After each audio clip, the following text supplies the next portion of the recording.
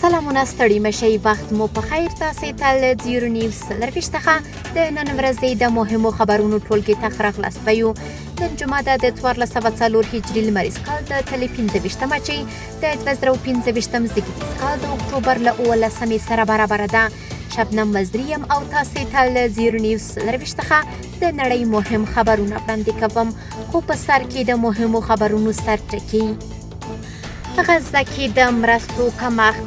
د غزې فلسطینیان وایي سره له دې چې د اوربند یوه اونۍ پوره شوې لا هم د مرستو له کمښت سره مخ دي.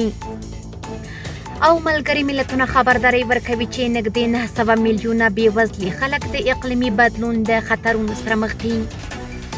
اوس هم بشپړ خبرونه. د غزې فلسطینیان وایي سره له دې چې د اوربند یوه اونۍ پوره شوې لا هم د مرستو له سخت کمښت سره مخ دي. په ورته وخت کې د حماس یوه لوړپوړي چارواکي اسرائیل تورن کړي چې د جمعې راهیسې لسګونه کسان وژلي او اوربند یې نقض کړی. حماس له منځګړو هیوادونو او نړیوالې ټولنې غوښتي چې پر اسرائیلو فشار راولي څو د غزې او مصر ترمنځ رفح پوله د اوربند له تړون سره سم پرانیزي.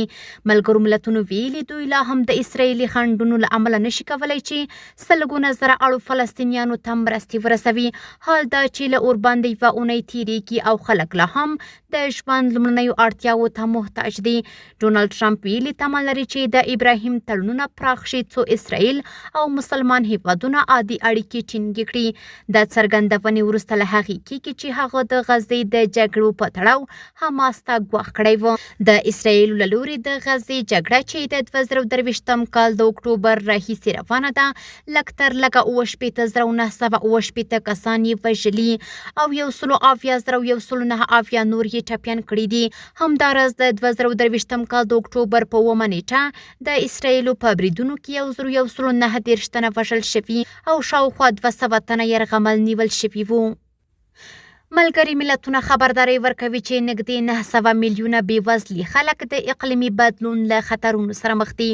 ملګري ملتونو د جمعې په ورځ خبرداری ورکړ چې د ځمکې د سطحې د چټک تودېدو له امله وضعیت لا پسې خرابېږي او د کارپوهانو په وینا نننۍ تر ټولو بېوزلي هیوادونه به د تودوخې له لوړوالي ډېر سخت زیان وویني.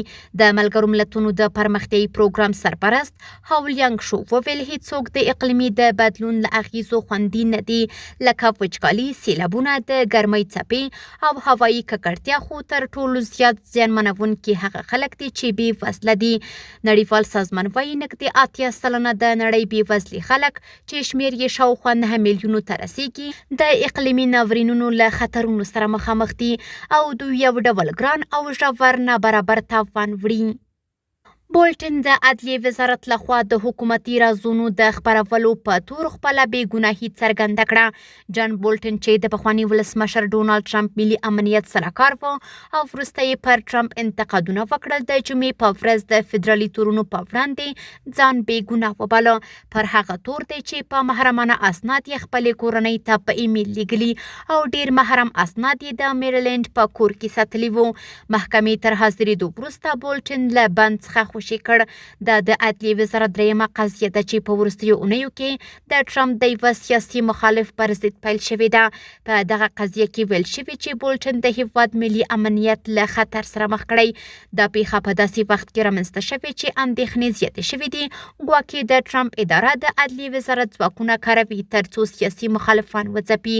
بولټن ویلي چې دی به دا استدلال وکړي چې دغه تورونه د ټرمپ د انتقامي هڅو برخه ده او غواړي د خپلو مخالفانو زړونه وټار کړي.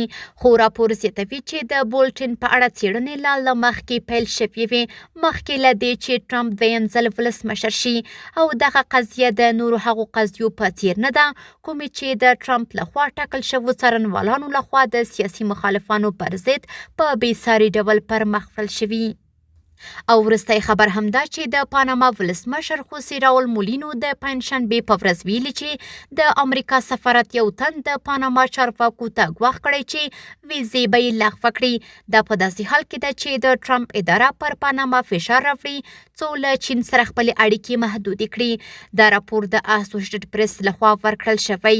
د چین کارپوهانو د امریکا د اقدام غندلی چې ویزې یو سیاسي وسیله ګرځولې او ویل چې امریکا د نړیوالو قوانینو له واضح حقوقي یا اخلاقي دلایلو پرته د نورو هیوادونو په چارو کې مداخله کوي چې دا کار یې خپل نړیوال اعتبار ته زیان رسوي. بهرني خبرونه هم دومره و. د کورنیو او سپورتي خبرونو لپاره زموږ پاڼې وڅارئ په خپل رسنیو باندې فیسبوک، انسټاګرام، ایکس یا پخوانی ټویټر، یوټیوب او ټیک ټاک زموږ خبرونه خوښئ او موږ تعقیب کړئ. ادرس یې 0 نیوز 0 تر سبا خبرونه د الله پامان.